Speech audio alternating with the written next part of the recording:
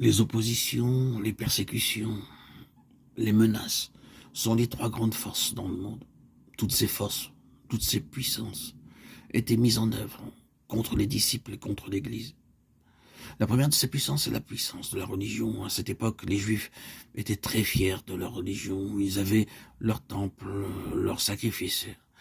Mais tout cela était accompagné d'incrédulité. Ainsi, ils devinrent les plus grands opposants à l'Évangile. Quant au peuple grec, il était très fier de sa connaissance, de sa sagesse. Toutes ces puissances étaient opposées à l'Évangile. Les Romains, les Grecs et les Juifs. Cependant, ils furent vaincus. Comment? Par la prière. Mais ils ne pouvaient résister à sa sagesse et à l'esprit par lequel il parlait. Acte 6:10. La parole du Seigneur se répandait dans tout le pays. Acte 13:49. Les églises se fortifiaient dans la foi et augmentaient en nombre de jour en jour. Acte 16:5. Après qu'on les eut chargés de coups, ils les jetèrent en prison en recommandant au geôlier de les garder sûrement.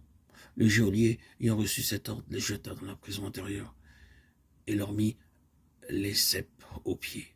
Vers le milieu de la nuit, Paul et Silas priaient et chantaient les louanges de Dieu. Et les prisonniers les entendaient. Acte 16, 23, 25. C'était ici une réunion de prière à minuit. Les soldats avaient fouetté les apôtres, leurs vêtements étaient déchirés. Pourtant à minuit, ils étaient en train de prier. Ils priaient toujours. Soudain, un grand tremblement de terre secoua tout cet endroit et secoua même toute l'Europe. Et ceci par la prière. C'est ainsi que la parole du Seigneur croissait en puissance et en force. Acte 19, 20. C'était la seule arme que possédaient les croyants pour assurer la puissance. Ils savaient comment prier et ils persévéraient dans la prière jusqu'à ce que le ciel s'ouvrit et que la puissance de Dieu se manifesta et Dieu parla. Il y avait dans l'église d'Antioche des prophètes et des docteurs. Barnabas, Simon, appelé Niger, Lucius de Cyrène, Manahen, qui avait été élevé avec Hérode le tétrarque, et Saül. Pendant qu'ils servaient le Seigneur dans leur ministère et qu'ils jeûnaient, le Saint-Esprit dit « Mettez-moi par Barnabas et Saül pour l'œuvre à laquelle je les ai appelés. » Acte 13, 1, 3.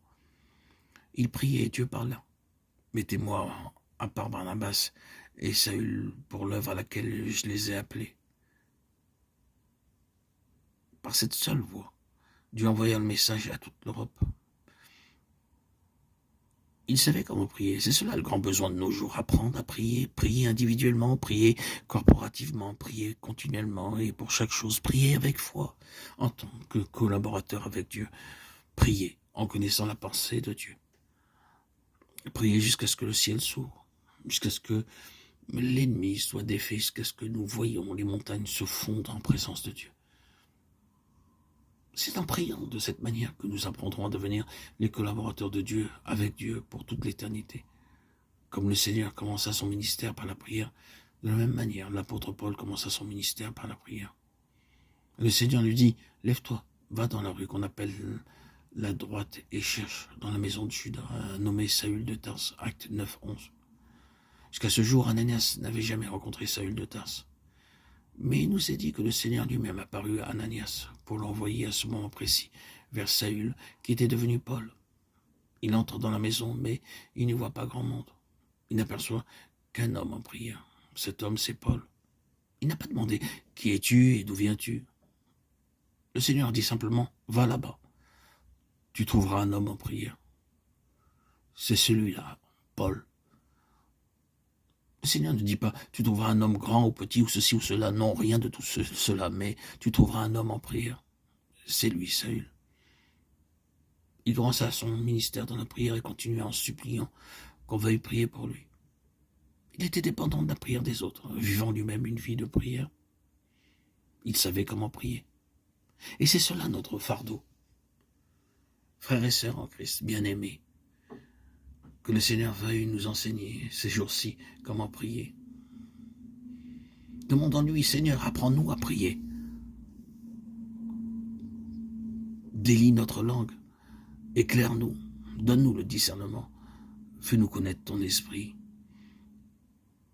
Alors, tout le dessein glorieux et complet que Dieu a pour nous sera révélé.